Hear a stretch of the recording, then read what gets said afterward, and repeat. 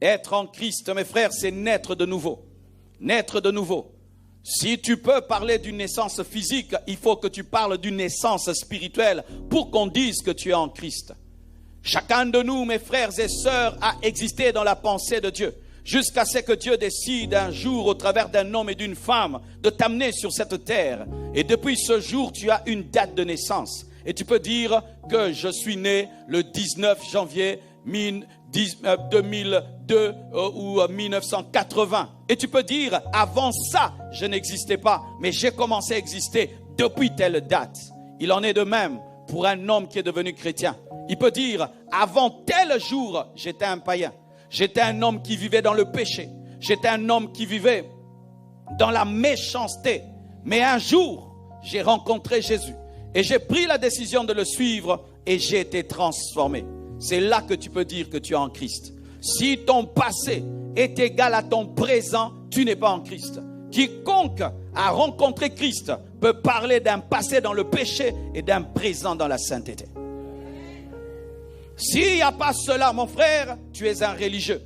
Tu es quelqu'un qui va à l'église, qui est quelqu'un qui va à la synagogue. C'est tout, mais tu n'as pas connu une expérience. La naissance physique est une expérience et la naissance spirituelle est aussi une expérience.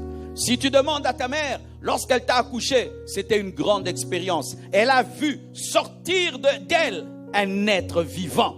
Quelle expérience! Certains papas s'évanouissent quand ils voient ça. C'est pourquoi moi je ne vais jamais voir. J'y vais jamais. J'attends toujours dehors. Pourquoi? Je sais que c'est quelque chose de grave. Une femme va sortir un enfant. Mais il y a plus que cela.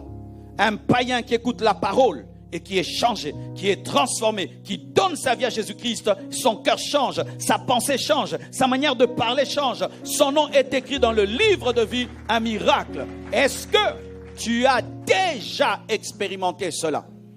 Je ne parlerai pas aujourd'hui de la joie d'être protestant, de la joie d'être pentecôtiste, parce que des fois, nous sommes dans les noms de nos églises sans être en Christ.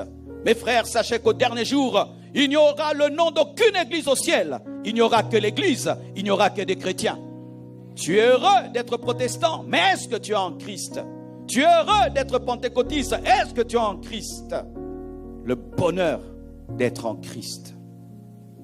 La fierté d'être en Christ. Es-tu fier d'être chrétien? Es-tu fier d'être en Christ? Et es-tu en Christ, toi qui es à l'église? Il y a tellement de bonheur